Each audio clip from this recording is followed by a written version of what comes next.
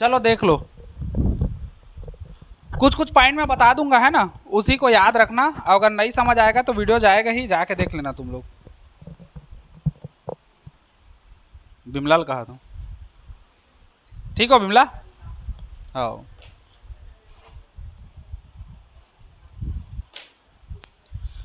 देख लो। पहला तो हम लोग का आंसर लिखने का तरीका देख लो। इसको लिखना कैसे है, मान लो हम लोग को बोर्ड में दे रहा है, ये मान लो हम लोग का सीट है, पेपर सीट है। बोर्ड का पेपर सीट चौड़ा ऐसे लंबा रहेगा, है ना। और अभी जो स्कूल में दिलाओगे वो इस टाइप का रहता है, ऐसे टाइप का, ऐसे बेस पे यहाँ पर उत्तर ऐसा लिखा है, और फिर यहाँ पर नाम गांव दुनिया भर का, फिर यहाँ से उत्तर क्रमांक लिखे, फिर यहाँ से लिखना रहता है हम लोग को।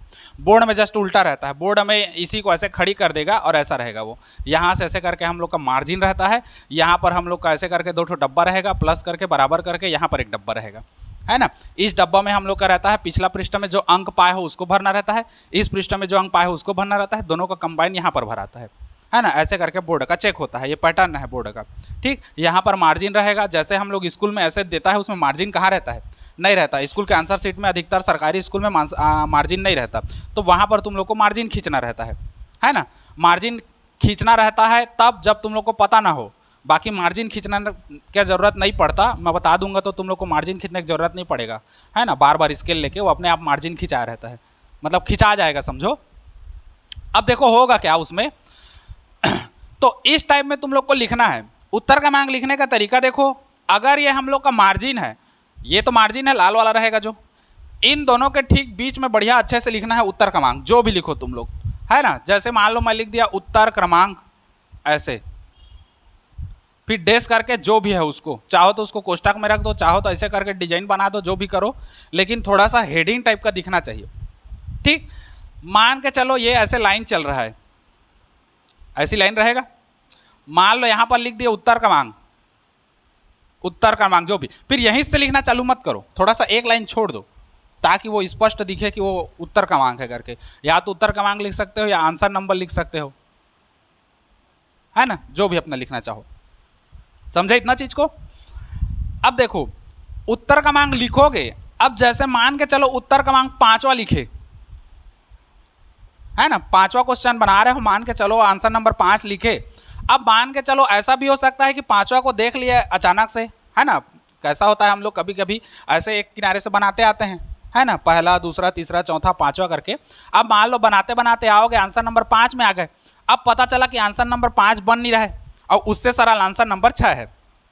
तो जनरली बच्चे क्या करते हैं, उत्तर क्रमांक 5 है इसको 6 करेंगे, ऐसे बना देंगे इसी को। ये चीज हम लोग को नहीं करना है। ओवर राइटिंग हमेशा याद रखो, कभी भी तुम लोग का जो आंसर शीट रहेगा उसमें ओवर राइटिंग नहीं करना है। ओवर राइटिंग भूल से भी मत करना, नंबर कटता है, खास करके आंसर नंबर में तो करना ही नहीं है, इसको आंसर नंबर में करना ही नहीं है। क्योंकि यहाँ तुम लोग बना रहे हो तो मैं जान रहा हूँ, स्कूल में बना रहे हैं तो सर जान रहे हैं कि तुम लोग कैसे बच्चे हो, क्या हो उसको।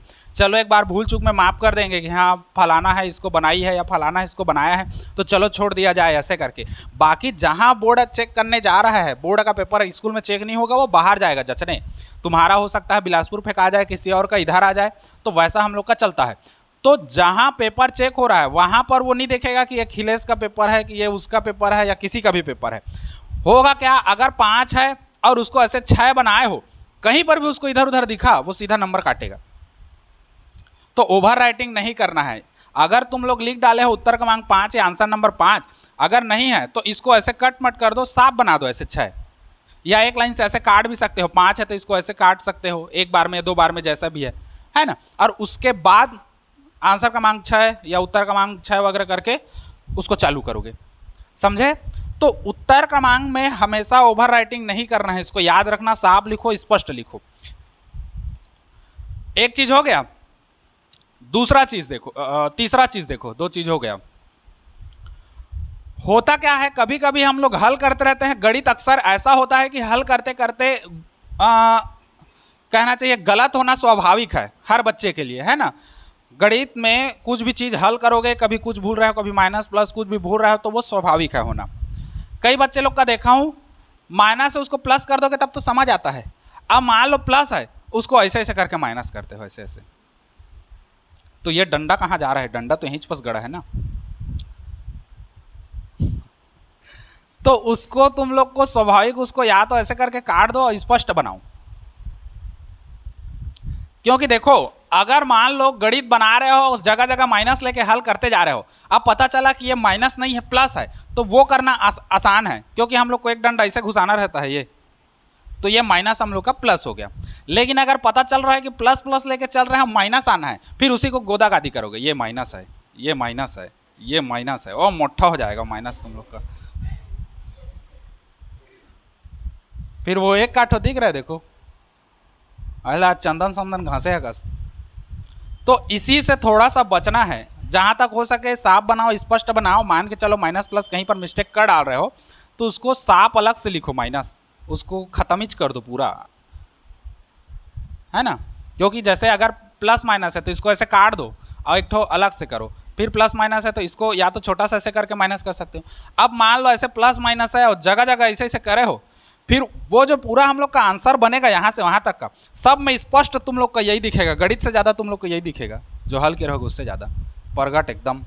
ऐसे लगा थे लाल चंदन ऐसे लगा है कस, टीका मारे है कस, है ना। तो उन सब चीज़ों से हम लोग को बचना है, ठीक।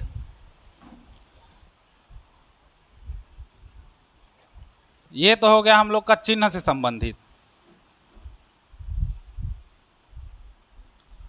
चौथा चीज जो हम लोग का गलत होगा, प्रश्न के बीच में गतल लिखा जाते है ना, जो रॉन्ग आंसर होगा। जैसे हम लोग का वो वाला होता है, जैसे मान के चलो ये बोर्ड है, मतलब सॉरी आंसर सीट है, ये समझते जाना आराम से, ये हम लोग का क्या है, आंसर सीट है। अब मान के चलो इसमें मैं गणित बनाते जाता हूं यहां से, अरे तो यहां से गणित बनाते जाता हूं, जैसे मान लो दिया है जो भी है ऐसे करके लिखते जा रहा हूँ, ऐसे करके लिखते लिखते लिखते लिखते यहाँ आया और यहाँ पर लाकर मैं ख़त्म कर दिया। अब मान के चलो मेरे को पता चला कि यहाँ पर से यहाँ पर गलत है, तुम लोग का 100% गारंटी सभी बच्चों का, तुम लोग कैसे करोगे, यहाँ से यहाँ गलत है तो ऐसे ऐसे काट देते हो गया, हुआ ना, ऐसी ऐसी काटते हो, सीधी सी बात है, सबका बात है ना। अब होगा क्या, अब उसको कहाँ से पता चलेगा कि कहाँ से कहाँ देखना है, क्योंकि तुम लोग काटते जा रहे हैं, तो हो सकता है ये वाला लाइन थोड़ा सा ऐसे बड़ा हो जाए, क्योंकि हाथ से तो कर रहे हो, स्केल से बरोबर पकड़ के तो नहीं करोगे, है ना। हो सकता है ये वाला लाइन ऊपर चला जाए और इसको टच कर जाए और ये सही हो, तब कैसे करोगे, तो उसको कैसे पता चलेगा कि मेरे को यहाँ से कहाँ तक देखना है और इधर कहाँ से देखना है वाला। हो सकता है नीचे का कोई एक लाइन ऐसे लंबा हो जाए तो इधर वाला टच हो जाए। तो उस कंडीशन में जहां से जहां तक गलत है वहां को तुम लोग डब्बा घेर के काटोगे, तो उसको दिखेगा कि चेक करने वाले को सामने से कि कहां से कहां जाना है। देखो एक चीज तुम लोग दिमाग में बैठा लो पूरा, सबसे इंपॉर्टेंट बात, जो चेकर है ना, जो चेक कर रहा है उसके लिए एक चीज जरूरी है, तुम जितना उसको सरल तरीके से हल करके दे दो क्वेश्चन को, क्योंकि जितना उसका तुम दिमाग को उलझाओगे उतना उसका दिमाग सनकेगा, उतना तुम्हारा नंबर कटेगा। ये चीज माइंड में रखो। साफ साफ बनाओगे, कम बनाओगे तब भी वो खुश होकर नंबर देगा, भले ही सब बनाओगे लेकिन बीच में पूरा इधर उधर कर दोगे ना, तो उसका जितना चेक करेगा उतना उसका माथा ठनकेगा और फिर उतना ही वो नंबर काटेगा। समझे इस चीज को। तो इस चीज से बच के रहना है। मान के चलो साफ स्पष्ट दिख रहा है, अब मान लो यहां से चेक किया, अब यहां वो सही है, लेकिन तुम ऐसे करके उसको टच करा डाले हो कटाने के लिए ज्यादा, है ना, तो फिर वो गड़बड़ाएगा। देखना अभी इसको बता रहा हूं, फिर भी तुम लोग गलती करोगे, तिमाही मेरे को पता है, वो रिकॉर्ड है। तो इसको अगर जैसे लिखाया है, मान के चलो ये ऐसे करके लिखाया है जो भी है हम लोग का, अब मान के चलो हम लोग का गलती है यहां से यहां, तो बकायदा उसको ऐसे डब्बा घेर दो और इस डब्बे के अंदर काट दो ऐसे। अब समझो, डब्बे के अंदर काटोगे तो अब स्पष्ट दिखा, यहां तक सही है उसका, और यहां से सीधा यहां आना है, दिखेगा उसको साफ स्पष्ट। नहीं इतना सारा गोदागादी नहीं करोगे, डब्बा बना के एक 3 लाइन बस काट दो, हो गया, हमको और कुछ करने की जरूरत नहीं। तो इतना में उसको स्पष्ट दिखेगा कि यहां से उसको यहां जंप करना है। अब अगर इसको डब्बा फैका खोल के काटिया ऐसे पूरा, तो हो सकता है कोई लाइन ऐसे करके आगे चल जाए, कोई लाइन इधर नीचे आ जाए, तो फिर उसके लिए ये भी गलत हो जाएगा, क्योंकि लाइन तो इसमें टच हुआ ना। ठीक, तो हम लोग को वो चीज याद रखना है जो गलत वगैरह होगा उसके लिए। समझे इतना चीज? एक चीज और याद रखो, एक चीज क्या अभी चलते रहेगा,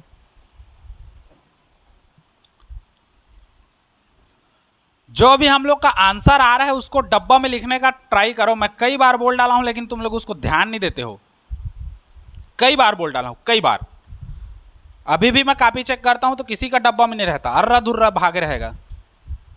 तो उसको डब्बा में रखो। अगर एक्स का मान कुछ भी आ रहा है या वाई का मान कुछ भी आ रहा है समथिंग, तो उसको ब्रैकेट में डालो, पूरा डब्बा में एकदम पैक करो। इससे होगा क्या, सामने वाले को स्पष्ट दिखेगा कि तुम क्या लाए हो उसको। अब देखो, अगर 1000 लोग चेक कर रहे हैं पेपर को, तो जनरली क्या कॉमन और बेसिक बात है, 1000 लोग चेक कर रहे हैं तो एक आदमी ऐसा होगा जो पैसा के लिए चेक करेगा, है ना।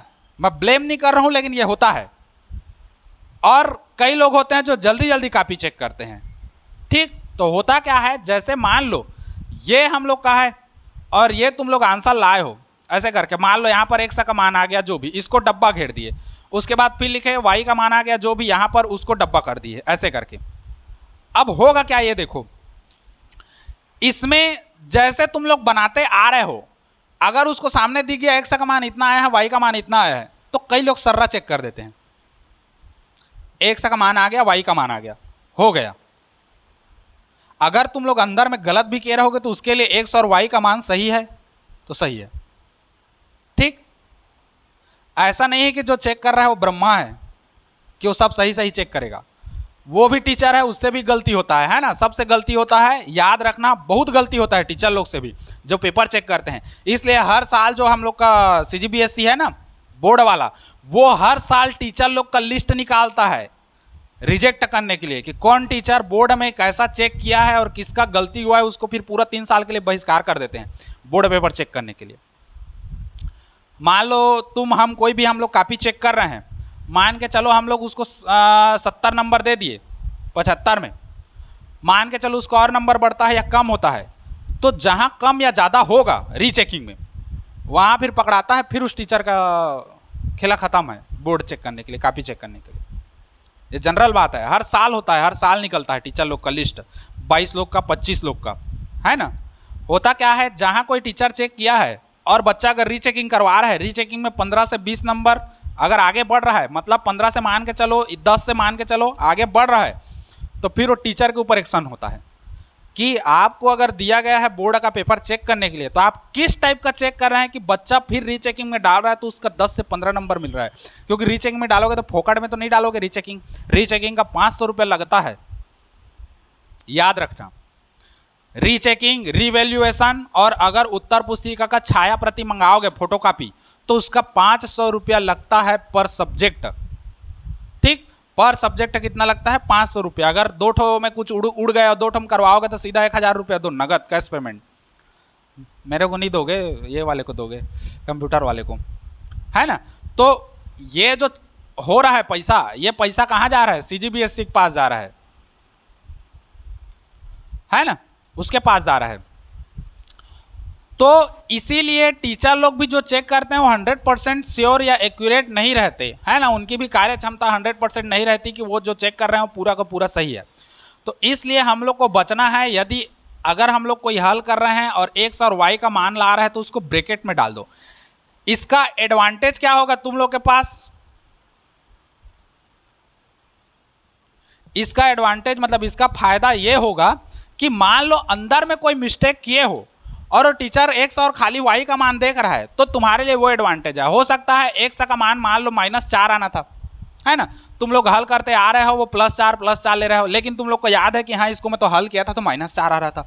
अब +4 आ रहा था, उसको कोई तिकड़मबाजी करके यहाँ पर -4 लिख दिए, तो वो इसको देख लिया, मान लो -4, हाँ सही है, एक्स का मान, वाई का मान सही है, हाँ हो गया, दे दिया नंबर, 4 नंबर हो गया, निकल गया, बेड़ा पार हो गया।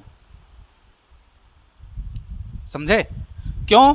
क्योंकि एक्स और वाई का मान को तुम लोग हाईलाइट कर दिए हो ब्रैकेट में डाल के, तो उसको स्पष्ट आंख में दिख रहा है, और जो टग्गा आंख में दिखेगा उसी को तो तुम करोगे। बाई चांस अगर एक्स और वाई को हम लोग हाईलाइट नहीं किए, ये सिंपल हो गया और वाई भी सिंपल हो गया, तो अब दोनों सिंपल कैटेगरी में आ गया। सिंपल कैटेगरी में आया तो अब वो एक किनारे से चेक करेगा। अब मान लो तो उसको दिख गया +4 है लेकिन यहाँ पर -4 लाया, हाँ तो इसको गोला घेर के आधा नंबर खत्म वहां पर तुम लोग का। समझे? इसलिए बोलता हूं एक्स और वाई का जो भी मान आ रहा है उसको ब्रैकेट में डालने का ट्राई करो, ठीक, जहां तक हो सके। मतलब जो जो हमारे काम का है या जो आगे काम का आएगा, अगर समीकरण नहीं मान रहे हो तो ब्रैकेट डाल दो, है ना, और अगर समीकरण मान रहे हो तो ब्रैकेट डालने का जरूरत नहीं पड़ता। दो चीज करो, या तो समीकरण डालो, इक्वेशन डालो, या तो फिर हम लोग का ब्रैकेट डालो।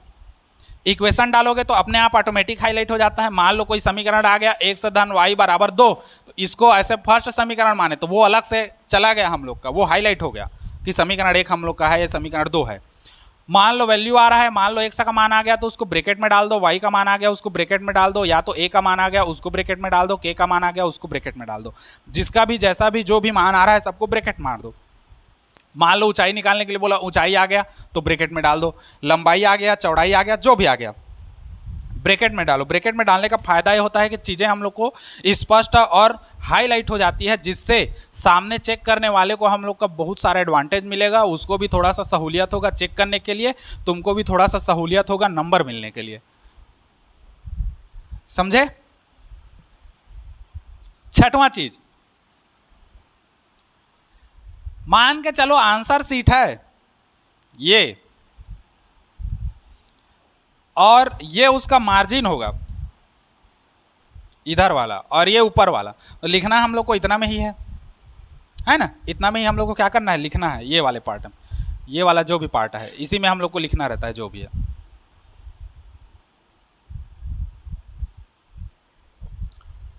मान के चलो उत्तर क्रमांक लिखे यहां से, अब हल होते होते होते होते आया और यहां पर खत्म हो गया तुम लोग का।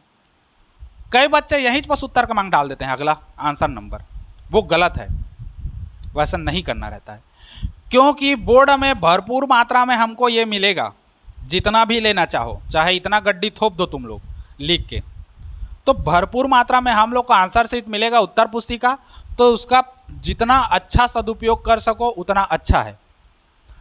अगर आधे से अधिक में तुम लोग का होता है, जैसे मान के चलो, अभी थोड़ी याद रहे जैसे मान के चलो ये है, इसके अगर यहां तक में कंप्लीट हो जाता है कोई भी आंसर, तो आधे से इधर में तुम लोग डाल सकते हो उत्तर क्रमांक या आंसर नंबर जो भी है, ठीक।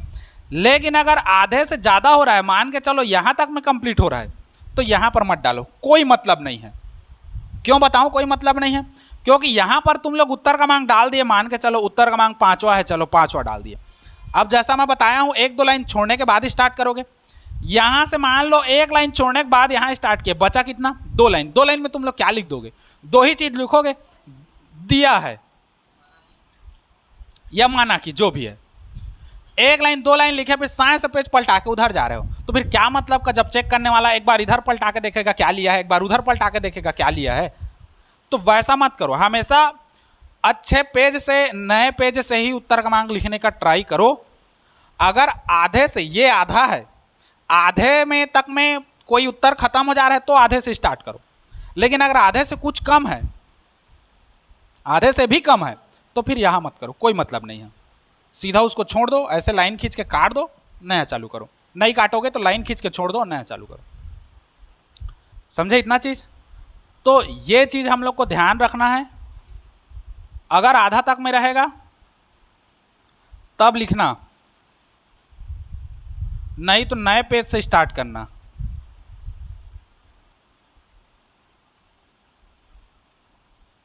नए पेज से हमको क्या करना है, आंसर स्टार्ट करना है। सबसे कॉमन एक गणित जो आता ही आता है पेपर में, है ना, 100 में 101% चांस जो है तुम लोग का एक्स और वाई का मान निकालना। होता क्या है, हम लोग मानते हैं माना वह संख्या एक्स व क्या है, वाई है, ठीक, जो भी है। आंसर जो भी हल करके लाए, एक्स का 2 ठो मान आया, मान लो एक्स का मान 9 आया और एक्स का मान कितना आया, 5। क्योंकि जो पेपर दे रहे हैं उसको पता है कि बच्चे यहां पर फंसेंगे, इसीलिए ही वो पेपर देगा, क्योंकि यहां पर तुम लोग फंसो। क्योंकि टॉप 10 में आते हैं बच्चे, वो ऐसे ही नहीं आते, है ना, उसके लिए भी बहुत मेहनत और दिमाग चाहिए और लिखने का तरीका चाहिए। अब जैसे एक्स और वाई माने हैं कि माना वह संख्या है ना, माना वह संख्या क्या है, x और y है। हम लोग आंसर लाए x का मान 9 और y का मान कितना ले आए, सॉरी x का मान कितना आ गया 5। हम लोग कह देते हैं उत्तर बराबर अतः वह संख्या 9 व क्या है 5 है। तुम लोग से भी अभी भी गलती हो रहा है, क्योंकि मैं जब लिखवाया था, जब हल करवाया था तब भी ऐसे ही करवाया था, पूरा बताया था इसी को कि ऐसे ही करना है करके। रिवीजन हुआ तब भी अभी भी तुम लोग गणित बना रहे हो तो वही गलती करते हो। x का मान निकाल दिए, हो गया। पहले देखो माने क्या हो, x माने हो और y माने हो। यहाँ पर क्या निकल रहा है, केवल और केवल x निकल रहा है। हम लोग का y भी अभी चाहिए निकालने के लिए। तो y निकालने के लिए कैसे करोगे, x का मान 9 आया, x का मान 5 आया, तो समीकरण एक तो बना रहेगा, y का जो भी बना रहेगा, है ना। मान लो y का मान निकल गया हम लोग का जो भी है 14 माइनस x निकल गया, मान के चलो y का वैल्यू, मतलब y का समीकरण है ये, है ना। तो फिर रखोगे जब x बराबर 9 होगा तो y बराबर कितना होगा, तो यहीं पर रखोगे 14 माइनस 9, तो y का मान कितना आ जाएगा 5। और फिर सेकेंड कंडीशन लोगे, जब x बराबर 5 होगा तो y बराबर कितना होगा, तो 14 माइनस 5, तो y का मान कितना होगा 9। ये हम लोग का कंडीशन करोगे तब हम लोग का आगे बनेगा कि चूंकि हम लोग 9 रखते हैं तो 5 आता है, और 5 रखते हैं तो क्या आता है 9 आता है। इसके अलावा और कोई थर्ड पार्टी या और कोई थर्ड नंबर हम लोग का नहीं आता है, अतः वह संख्या 9 और 5 या 5 और 9 होगी, ऐसा लिखना रहता है। तब पूरा का पूरा 5 में 5 नंबर हम लोग को मिलेगा। नहीं तो फिर तुम लोग का 5 नंबर का मान लो कोई क्वेश्चन आ रहा है तो मैक्सिमम 4 नंबर पकड़ा करके छोड़ देगा, यहां तक में 1 नंबर तुम लोग का यहां से खत्म है। ठीक, तो इन सब चीज़ों को हम लोग को ध्यान रखना है। स्कूल में जनरली ये चीज़ नहीं बताते हैं, क्योंकि स्कूल में पढ़ाने से मतलब है, उन लोगों को कोर्स करने से मतलब है। ठीक, तुम्हारा रेपुटेशन अच्छा जाए, तुम्हारा रिजल्ट अच्छा जाए, इससे कोई टीचर का फायदा नहीं होता, फायदा होता है स्कूल का। भले ही 2 मिनट के लिए बोल देते हैं कि फलाना टीचर पढ़ाए है करके, मान लो अच्छा परसेंट आएगा तो छपवाएगा कौन, स्कूल छपवाएगा कि टीचर छपवाएगा, स्कूल वाले छपवाएंगे। टीचर लोग का काम पढ़ाना होता है, छोड़ देते हैं। कोचिंग वाले कहीं भी कोचिंग जाओ, उन लोग पूरा डिटेल बताएंगे, क्योंकि उन लोग के पास पढ़ रहे हो, छपवाना उन्हीं को है। तुम्हारे यहाँ भी अभी जो 10वीं का बैच है हम लोग का, तुम जितने भी बच्चे हो, है ना 27-30 जो भी है, उसमें अगर अच्छा आएगा तो मैं भी छपाऊंगा, पिछले साल का छपा है वैसा मैं भी छपाऊंगा कि हाँ अमुक बच्चा इतना इतना लाया करके। तो वो मेरा एडवांटेज है, अगर अच्छा नंबर लाओगे तो मेरा उद्देश्य ये रहेगा कि मैं सब चीज़ तुम लोग को क्लियर कर दूं ताकि तुम लोग अच्छा नंबर लाओ। स्कूल में लगभग वैसा नहीं होता, और सरकारी में तो भूल ही जाओ। सरकारी में पेमेंट सरकार दे रहा है, उनको कोई मतलब नहीं तुम्हारा कोर्स कंप्लीट हो नहीं कंप्लीट हो। कोई सा बहुत बड़े चेकर नहीं है जो हर साल आते हैं चेक करने कोर्स कंप्लीट हुआ कि नहीं हुआ। और चेकर लोग आएंगे भी तो ऐसे टाइम में आते हैं फरवरी में आएंगे, जो बच्चा फरवरी में आई नहीं रहा है। जनवरी के बाद तुम लोग जाओगे स्कूल, नहीं जाओगे। जनवरी के 31 में प्रैक्टिकल, 10 जनवरी से प्रैक्टिकल चालू होगा, 31 जनवरी को प्रैक्टिकल खत्म हो जाता है। 31 जनवरी को प्रैक्टिकल खत्म हुआ, फिर बोर्ड वाले स्कूल जाना बंद कर देते हैं, क्योंकि फरवरी में उन लोग अपना पढ़ेंगे, प्रवेश पत्र लेने जाएंगे एक दिन, वो में संगी खोज के, है ना, और प्रवेश पत्र ला के फिर सीधा पेपर दिलाने। तो फरवरी में तुम लोग जाओगे ही नहीं स्कूल, तो अब उसी टाइम में फरवरी में चेक करने आता है, फिर तुम लोग को बुलाएंगे, चेकर आ रहे हैं, तुम लोग अपना उपस्थिति देना। कोर्स कंप्लीट हो गया, हाँ हो गया, हुआ है क्या, वास्तव में नहीं हुआ है, ऐसा है। सरकारी में देखो बहुत, मैं कह रहा हूँ ना 100% में 10% सरकारी स्कूल सही है, बाकी डाउन चलता है। कहीं कहीं का अच्छी बात है, बढ़िया चलता है, कहीं कहीं टीचर लोग स्ट्रिक्ट होते हैं ना, उन लोग का बढ़िया चलता है, बाकी बहुत लो कैटेगरी में है। तो वो सब चीज़ों को ध्यान रखना है, ये सब चीज़ नहीं बताते, बहुत कम बताएंगे। 100% में 2% 3% टीचर लोग ही बताएंगे स्कूल में, नहीं तो फिर नहीं बताते, छोड़ देते हैं। बच्चा तो कर ही रहा है, पढ़ ही रहा है, कोचिंग तो कर ही रहा है, कहीं ना कहीं पढ़ रहा है, वहाँ तो बताएंगे ही वाला। तो इन सब चीज़ों को तुम लोग को ध्यान देना है, समझे। अभी भी बोल रहा हूँ, ध्यान से समझो। कोई संख्या x और y माने हो, है ना, x और y माने हो, लेकिन y का मान जो भी आ रहा है, x का मान अगर 2 आया तो ये नहीं है कि आ गया तो सही हो गया। y माने हो तो y नहीं आया है तो यहाँ पर रखना पड़ेगा। इस टाइप का क्वेश्चन को तुम लोग कंठस्थ कर लो। एक चीज बोर्ड में यहाँ तक लिखोगे तो 4 नंबर देगा, 1 नंबर काटेगा, लेकिन मैं जो तिमाही पेपर लूंगा उसमें ऐसे करोगे तो मैं पूरा नंबर काटूंगा। पूरा नंबर काटने का रीजन ये है कि तुम लोग को एक कंठस्थ याद होना चाहिए। क्योंकि मैं ढिलाई करूंगा फिर तुम लोग खत्म कर दोगे पूरा। मैं अगर ध्यान नहीं दूंगा कि चलो गलती हो गया करके नंबर दे दूंगा ना, तो तुम लोग उसको इग्नोर कर दोगे। तो इसलिए दिमाग में इसको गांठ बांध के रख लो कि इसको हम लोग को पूरा बनाना है। दिया क्या है, x का 2 ठो मान आ रहा है, तो पहले दिमाग में यही आना चाहिए कि x का मान 2 ठो आया, तो क्या हम लोग को y में भी रखना है? क्या हम लोग माने हैं x और y माने हैं, तो हाँ रखो। समझे? इन सब चीज का ध्यान रखना। तो ये था हम लोग का 7वां पॉइंट। x का यदि डबल मान आए तो फिर y के लिए भी हम लोग का मान चाहिए। y का भी हम लोग को क्या चाहिए? वैल्यू चाहिए। y का वैल्यू लाओगे तब आगे बनेगा, y का वैल्यू नहीं लाओगे तो आगे नहीं बनेगा। समझ गए इतना? हाँ, कहीं पर किसी कोई पूछना हो, कोई धधक, तो पूछ सकते हो कि सर बोर्ड में ऐसा कैसे करे, क्या करे वाला। किसी को पूछना होगा तो, किसी कोई डाउट दिक्कत है? नहीं है? हाँ हाँ हाँ, 2 ही पेन यूज कर सकते हो, ब्लैक और ब्लू। उसके बाद और नहीं कर सकते। ग्रीन प्रिंसिपल के लिए होता है, रेड गोला मार्कर के लिए होता है। तुम गलत करोगे या नकल प्रकरण में पकड़ाओगे तो होता है। तो हम लोग के पास केवल और केवल 2 है। एक हम लोग का ब्लैक है और एक हम लोग का ब्लू है। 2 ठो ही पेन हम लोग यूज कर सकते हैं, और ये दोनों बाल पेन यूज करना। बाल पेन मतलब जो हम लोग का वो रिफिल वाला, स्याही इंक वाला मत यूज करना। इंक वाला यूज करोगे तो उस साइड हम लोग का निकल जाता है ना, बहुत अधिकतर। तो इंक वाला मत यूज करना, करोगे तो उस साइड निकल जाता है। हालांकि जो हम लोग का जेल पेन होता है, जेल पेन, उसमें इंग्लिश का वर्ड अच्छे से बनता है। इंग्लिश का जो राइटिंग है वो ज़बरदस्त बनता है जेल पेन में। बाल पेन में तुम लोग का इंग्लिश का राइटिंग नहीं बनेगा। तुम लोग खुद करके देख लेना, एक जेल पेन में इंग्लिश में लिखना और एक बाल पेन में इंग्लिश में लिखना। जेल पेन का ज़्यादा सुंदर दिखता है ना। तो ये है। हालांकि हम लोग को ब्लैक और ब्लू दोनों बाल पेन यूज करना है। याद रखना, जो भी हेडिंग डाल रहे हो वो ब्लैक पेन में यूज करो, बाकी चीज़ों को हाँ ब्लू में करो। जैसे हम लोग का उत्तर क्रमांक हो गया तो ब्लैक यूज कर सकते हो। मान लो 100 का मान जो भी आया, अब उसको तुम लोग को ऐसे ब्रैकेट में डालना है, तो ये ब्रैकेट को तुम लोग ब्लैक में यूज कर सकते हो, है ना। बाकी जहाँ जहाँ तुम लोग को हाईलाइट करना है वहाँ वहाँ पर हम लोग का क्या यूज होगा? ब्लैक पेन यूज होगा। हाँ, सूत्र में डाल सकते हो, कोई दिक्कत नहीं। वो तुम लोग का छूट है, ब्लैक और ब्लू तुम लोग कैसे भी यूज करो। लेकिन हम लोग जनरली क्या करते हैं, जहाँ हेडिंग देना है, जहाँ सामने वाले को स्पष्ट दिखाना है ना, वहीं पर हम लोग ब्लैक का यूज करते हैं। बाकी जगह हम लोग का ब्लू। क्यों? क्योंकि बार बार तुम लोग ब्लैक ब्लू थोड़ी करते रहोगे। बार बार पेन चेंज करोगे तो समय तो ऐसे ही बर्बाद हो जाएगा। 3 घंटा का पेपर में हम लोग का 15 मिनट तो एक ओ पेन लाई से करा था, एक ओ पेन लाई से करा था, तो इसमें हम लोग का चल देगा टाइम, है ना भावना।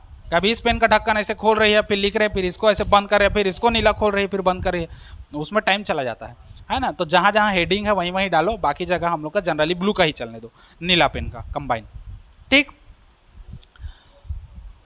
8वां ये हो गया, यूज कर सकते हो पेन, है ना, ब्लैक और ब्लू का, ये दोनों का। 9वां देखो, जो अथवा वाला क्वेश्चन रहता है, अथवा वाला क्वेश्चन, उसको कैसे हल करना रहता है। जैसे मान के चलो एक क्वेश्चन है, मान लो क्वेश्चन नंबर 17 है। 17 क्वेश्चन में 2 ठो है अथवा में। मान लो 5 नंबर का क्वेश्चन है, एक एग्जाम्पल के लिए। मान लो ये क्वेश्चन है, फिर इसके अथवा में ये एक क्वेश्चन है। अब उत्तर क्रमांक डाल के बनाना है, तब कैसे बनाओगे? तो डायरेक्ट हम लोग नहीं कर सकते। कैसे? उत्तर क्रमांक 17 हो गया, तो 17 का कौन सा बना रहे हो उसको भी तो दोगे ना। मान लो 17 का पहला वाला बना रहे हो, उत्तर क्रमांक 17, ठीक है। मान के चलो इसको बना रहे हो, तो उत्तर क्रमांक 17 का अथवा जाएगा,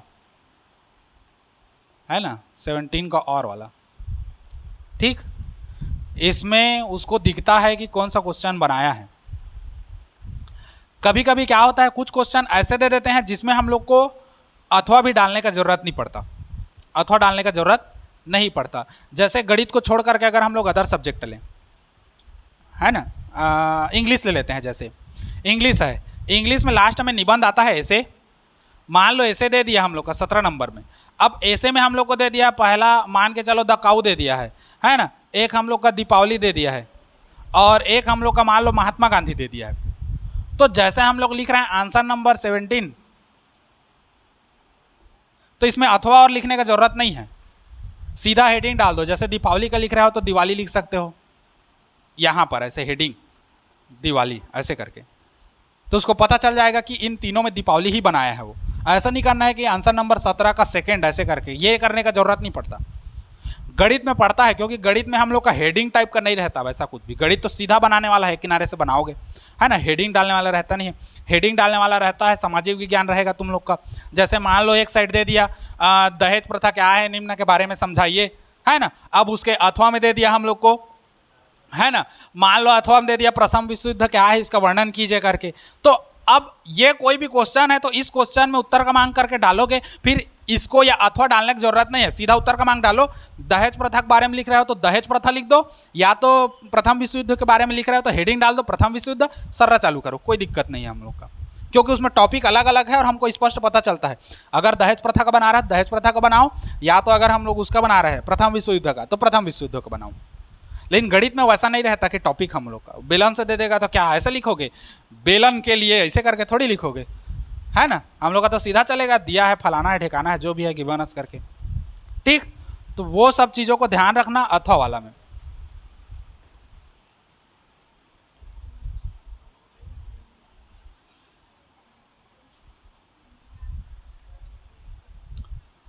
दसवां और सबसे इंपॉर्टेंट, इन सबसे इंपॉर्टेंट प्रश्न जो भी पूछा है उसको पहले एक बार दो बार अच्छे से पढ़ो, क्योंकि जब जाओगे पेपर दिलाने, है ना, पेपर दिलाने जाते हो ना कि नहीं जाते, जाते हो ना, हाँ पेपर दिलाने जाओगे तो 15 मिनट तुम लोग का पेपर पढ़ने के लिए देता है अच्छे से। उस 15 मिनट में तुम लोग का आंसर शीट वगैरह भरोगे और फिर 5 मिनट पेपर देगा और पेपर को पढ़ोगे। तो पेपर को अच्छे से, क्वेश्चन पेपर को अच्छे से हम लोग को पढ़ना है। क्वेश्चन पेपर को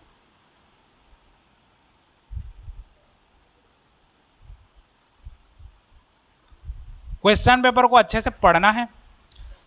अच्छे से पढ़ने के बाद उसको अटेम्प्ट कैसे करना है उसको देखो,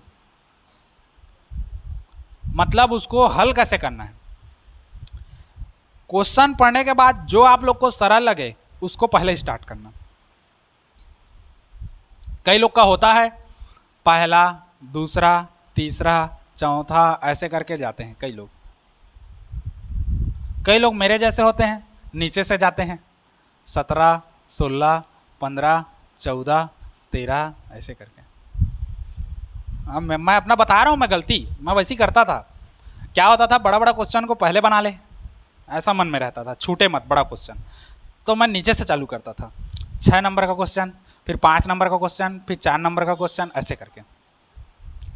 कई लोग छोटा छोटा को पहले बनाते हैं, छोटा छोटा सरल होता है करके, ऑब्जेक्टिव बना लेंगे और करके। तो उन लोग ऊपर से आते हैं, 1 नंबर का क्वेश्चन हल करेंगे, फिर 2 नंबर का क्वेश्चन हल करेंगे, फिर 3 नंबर का क्वेश्चन हल करेंगे, फिर 4 नंबर का क्वेश्चन हल करेंगे, ठीक।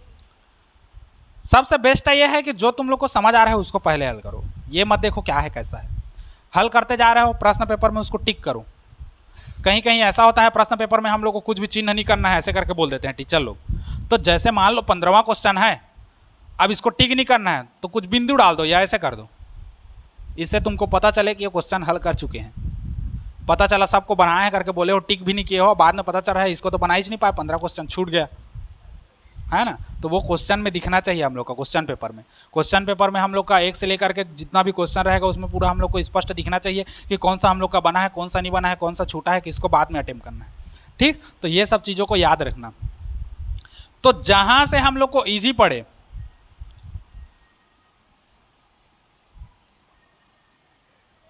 इजी क्वेश्चन को पहले अटेम्प्ट करना है ना। सरल प्रश्नों को पहले हल करना है, फिर कठिन में जाना है। इसका डिसएडवांटेज क्या है मैं बताऊं, इसका नुकसान, अगर तुम लोग इजी क्वेश्चन अटेम्प्ट ना करके नॉर्मल जैसे मेरे जैसे अटेम्प्ट करोगे, जैसे बड़ा क्वेश्चन को पहले हल किया जाए, बड़ा क्वेश्चन पहले हल करने के चक्कर में क्या होगा, मान लो बाय चांस बड़ा क्वेश्चन में इतना सा भी कहीं पर फंसे, फिर तुम लोग का इधर का कोई क्वेश्चन नहीं बनेगा।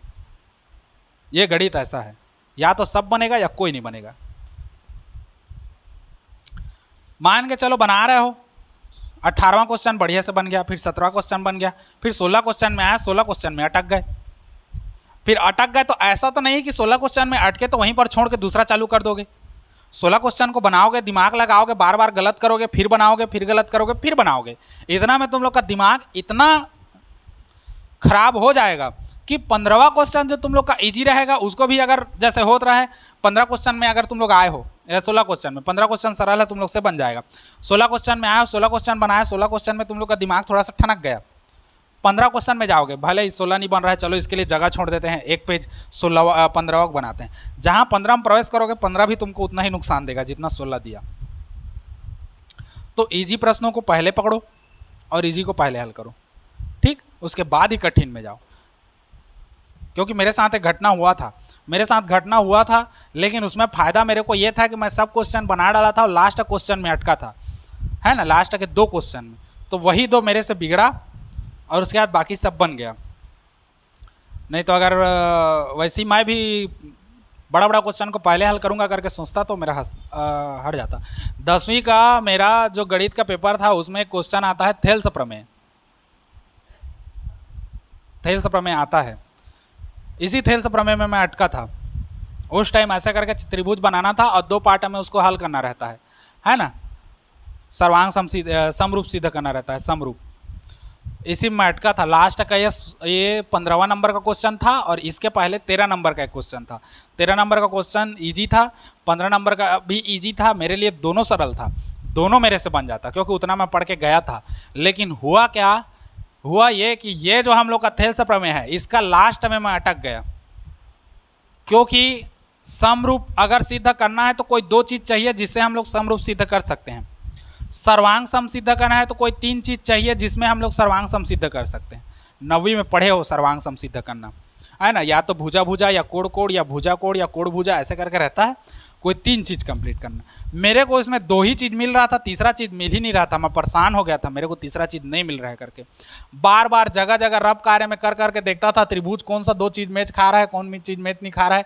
इस चक्कर में मेरा दिमाग इतना कन्फ्यूज हो गया कि मेरे से बना ही नहीं है 15 क्वेश्चन, 2 चीज़ मैच करके मैं छोड़ दिया। उसके बाद इसके बाद मैं 13वां क्वेश्चन में गया, 13वां क्वेश्चन मेरा शुरू से ही नहीं बना, दिया है करके लिखा, जो भी लिखा उसके बाद फिर वहाँ पर क्या करना है कैसे करना है मैं पूरा ख़त्म हो गया। फिर मेरा माथा ठनक रहा था, रोनो हो गया था, नहीं बनता है क्वेश्चन तो हर आदमी रोता है, हम भी उस समय बच्चे थे, अभी टीचर हैं वो बात अलग है, तो हम भी रोना हो गए थे कि इतना अच्छा पढ़ा हूँ फिर भी नहीं आ रहा है मेरा, कैसे मैं भूल गया, घर में बार बार बना के देखा हूँ तब भी नहीं बन रहा है। ऐसा करके माइंड में बहुत सारा निगेटिव चीज़ आता है, वो निगेटिव चीज़ तुम लोग को नहीं लाना है ना, अपना अनुभव बता रहा हूँ मैं, क्योंकि अनुभव साझा करना रहता है ताकि तुम लोग भी सीखो उस चीज़ को, ठीक। तो उस चक्कर में भी मेरा नहीं बना, तो वो 2 क्वेश्चन छूटा था, फिर मेरा नंबर जहाँ जहाँ गलत भी आ गया, है ना, बहुत सारा चीज़ों में कटा नंबर, बहुत सारा चीज़। पहले हम लोग के टाइम में 100 नंबर का पेपर होता था, है ना, बहुत सारा में कटा, ऐसे करके ले दे के पता नहीं कितना आया 10वीं में, मेरे को याद नहीं है। उसके बाद मैं सोचा था कि 12वीं में एकदम तन तैयारी करना है, क्योंकि गणित लेके पढ़ा था, 12वीं में कैसा भी हो अच्छा नंबर लाना है, स्कोरिंग करना है, अगर मिस्टेक होगा तब का बात अलग है, बाकी किसी भी चीज़ को पढ़ रहे हो तो ऐसा पढ़ो कि एक बार में वो कंठस्थ याद हो जाए।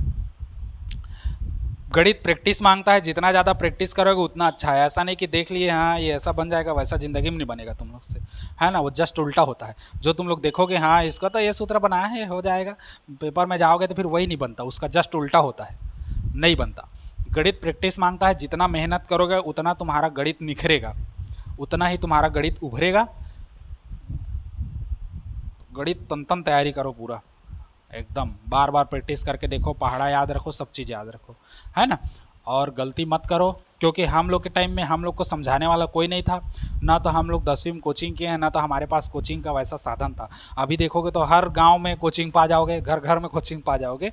उस समय ये सब नहीं था कोचिंग तो शक्ति में था और टाइमिंग बहुत गलत था, हम लोग को जाना रहता था। तो गया हूँ, ऐसा बात नहीं है कि नहीं गए हैं करके, लेकिन वही है 10 बजे स्कूल लगता था, सुबह 7 बजे कोचिंग रहता था, 6 बजे यहाँ से निकलो, 6 बजे घर से निकले रहते थे, शाम को 5, साढ़े 5, 6 बजे घर आते थे। पूरा दिन भर 12 घंटा हम लोग घर से बाहर, तो क्या तैयारी करोगे सोचो घर में। क्योंकि कोचिंग करना ही ऐसा नहीं है, कोचिंग कर रहे हो या स्कूल जा रहे हो तो उसी में नहीं, घर में तुम लोग कितना मेहनत कर रहे हो वो इंपॉर्टेंट देता है हम लोग का, है ना। घर में पढ़ोगे वही तुम्हारा पढ़ाई है, बाहर पढ़ोगे वो पढ़ाई नहीं है। बाहर तो सामने वाला पढ़ा रहा है ना, तुम अपना मेहनत थोड़ी कर रहे हो, वो पढ़ा रहे हैं, तुम पढ़ रहे हो, वो लिखा रहे हैं, तुम लिख रहे हो। घर में अपना जो मेहनत करोगे वही सार है ना। तो उन सब चीज़ों को तुम लोग को ध्यान रखना है और अपना मेहनत करना है। हम लोग के जैसे तुम लोग गलती मत करना, क्योंकि हम लोग को समझाने वाला कोई नहीं था, तुम लोग को समझाने के लिए हम हैं। क्योंकि हमारे जीवन में जो व्यतीत हुआ है, जो हम लोगों ने टेंशन, कठिनाई, परिश्रम झेला, वो जाके 12वीं में निखरा, तो वैसा ही तुम लोग को करना है। अभी जो कठिन परिश्रम करोगे तुम लोग, वो 10वीं का तुम लोग का जो बोर्ड एग्ज़ाम है उसमें तुम लोग का निखर के आएगा। हम लोग जो 10वीं में गलती किए उसको 11वीं में सुधारे, और 11वीं में सुधारने के बाद फिर 12वीं में नंबर आया, है ना। तो सब सोचो, मैं 11वीं में गणित लिया हूँ, पापा मना कर रहे थे मेरे को गणित मत ले, बायो ले करके, और मैं यहाँ से गया था कि बायो लूँगा, बायो लूँगा, बायो लूँगा। शिशु मंदिर गया, सब दोस्त यार लोग गणित ले रहे थे, गणित कूद दिया मैं भी। वो कहते हैं ना, एक को लिया हुआ हुआ तो सब को लिया हुआ हुआ, बस वैसे ही सब गणित ले रहे थे, मैं अकेला छूट रहा था। मैं बायो में जाता, बायो में जाता तो नए दोस्त बनते। अब नए दोस्त बनते हैं तो थोड़ा सा लगता है मैनेज करते, मैं बोला नहीं, नए दोस्त नहीं बनाना है तो क्या करोगे, तो गणित लेंगे। सब को लिया हुआ तो मैं भी को लिया हुआ। 100 नंबर का पेपर में कितना में पास होना रहता है? 33 में पास होना रहता है। सोचो, मैं गणित लिया था, मैं 100 में 33 लाया था, मुश्किल से पास हुआ था। घर आया तो पापा सुनाए वो अलग, परसेंट मेरा अच्छा खासा आ गया था। वो परसेंट मेरा 69 या 68% करके आया था। हालांकि अभी के डेट में कुछ नहीं है, लेकिन हम लोग के डेट में यही बहुत था। 70 छू जा रहा है लगभग, या 70 के आसपास आ जा रहा है। तो 68-69% आया था मेरा। पापा को फ़ोन करके बताया था, गए थे लेने तो वहीं से बताया था पापा को फ़ोन करके कि हाँ पापा इतना इतना नंबर आया है करके। तो पापा बोले चल बढ़िया है, कुछ खा पी लेवे, अपन पार्टी कर लेवे वाला, ऐसा टाइप का था वो। तो चलो हो गया, मैं भी खुश, चलो 69 में मान गए पापा करके। घर आया, रिजल्ट दिखाया, रिजल्ट देखते हैं गणित में 100 में 33। उसके बाद तो सुनाना चालू हो गया, पूरा महाभारत हो गया घर में, है ना। पापा से, मम्मी से अलग, क्योंकि पापा मेरे को सख्त तो यहाँ से बोल के गए थे कि तू जाके बायो लेना करके। अब मैं वहाँ जाके गणित ले लिया।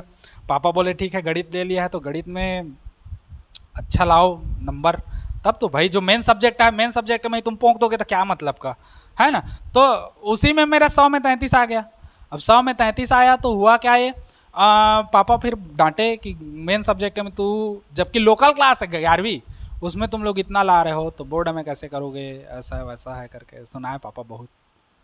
फिर उसके बाद थोड़ा सा मैं दिमाग में बांध लिया था कि मेरे को कैसे भी करके बढ़िया लाना है, कैसे भी करके। मैं गर्मी में तैयारी चालू कर दिया था मैं। हिंदी इंग्लिश कॉमन चीज़ है, तुम लोग भी तैयारी स्टार्ट कर दो गर्मी से, है ना। अभी नहीं, 11वीं में चालू कर दो, 11वीं में। हिंदी इंग्लिश अभी भी ग्रामर जो सेम आता है 12वीं में भी सेम आएगा। इंग्लिश का तो सेम ही आएगा, इंग्लिश को कंटेस्ट करो तो इंग्लिश का हम लोग का छूट जाएगा, नहीं करना पड़ेगा मतलब, है ना। तो फिर 12वीं में हम लोग तैयारी किए। 12वीं के गणित में, 12वीं के गर्मी में मैं गणित हिंदी और इंग्लिश को मैं कंप्लीट कर लिया था अपना। खाली क्वेश्चन आंसर वगैरह थोड़ा मोड़ा बचा था, कहानी वाला रहता है वो ऐसे ही याद हो जाता है, तो उसका हम लोग का ऐसे याद हो गया था। फिर जहाँ आया तो मैं पहले से दिमाग में बांध के रख लिया था कि मेरे को गणित में अच्छा नंबर लाना है, क्योंकि 100 में 33 कोई नंबर नहीं होता है ना, वो लटपट पास होना होता है या ढकेल के निकालने वाला होता है। हो सकता है हम भी कम नंबर आ रहा होगा, टीचर ढकेल के निकाला होगा, चलो पास हो जाए वाला, लोकल क्लास है पास कर दे वाला। तो फिर 12वीं में हम भी अच्छा तैयारी किए, है ना। मैं तो पहले से 1 दर्जन कापी लेके रखा था, रब कापी। मेरा उद्देश्य यही था कि फिजिक्स मेरा अच्छा बनता था, क्योंकि गणित वाले लोग का फिजिक्स अच्छा बनता है, बायो वाले लोग का केमिस्ट्री अच्छा बनता है। तो गणित लिए थे तो मेरा मोटिव ये था कि मेरे को स्कोरिंग करना है तो गणित और फिजिक्स में ही करना है स्कोरिंग, बाकी इधर जाए भाड़ में। हिंदी तो मेरा वैसे ही स्कोरिंग हो जाता, इंग्लिश मेरा वीक था उस समय, है ना। क्वेश्चन आंसर वगैरह और ग्रामर वगैरह वीक था, मैं नहीं कर पाता था, कितना भी करूँ भूल जाता था स्पेलिंग को, है ना। क्योंकि हम लोग के टाइम में बड़ा बड़ा पोथा लिखना रहता था, अभी तुम लोग के टाइम में तो एक नंबर का है, सरल सरल है। तो हम लोग के टाइम में हार्ड रहता था। तो मैं हम लोग का मैथ्स को देखा था और फिजिक्स को देखा था और हिंदी, इन्हीं तीनों में मेरे को ज़्यादा स्कोरिंग करना था। जहाँ स्कोरिंग वाला दिमाग में बैठा के रखोगे ना तो तुम लोग का परसेंट हाई आएगा, नहीं तो फिर लो हो जाता है परसेंट, है ना।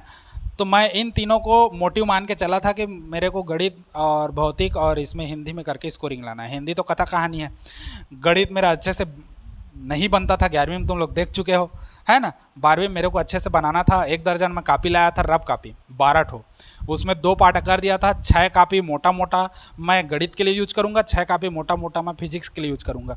रात दिन बना बना के देखूंगा, रात दिन बना बना के देखूंगा, कभी ना कभी ज़िंदगी में ऐसा आएगा जब वो बनेगा, ऐसा मोटिव लेके चला था मैं, है ना। और फिर मस्त तैयारी किया, फिर 12वीं में यही तीनों मेरा सबसे ज़्यादा फायदा दिया, सबसे ज़्यादा फायदा। जहाँ हम लोग का पेपर 100 नंबर का होता था, पर पेपर हम लोग का 100 नंबर का होता था, सिर्फ विज्ञान को छोड़ करके, है ना, क्योंकि विज्ञान हम लोग का उस समय 75-25 का होता था। अभी तो तुम लोग के लिए एडवांटेज है, सब 75-75 का हो रहा है, 25 नंबर प्रैक्टिकल ऐसे ही मिल रहा है, बिना कुछ किए।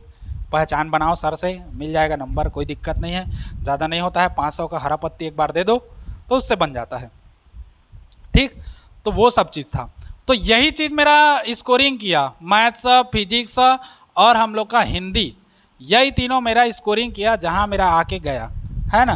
कहाँ मैथ्स में मेरा 89 आया, फिजिक्स में 88 आया और हिंदी में 89 आया। सोचो 100 में जहाँ मेरा 11वीं में 33 था, वो कहाँ मैं 89 लेके आया। और इसका भी रीजन यही है, वही है 89 का।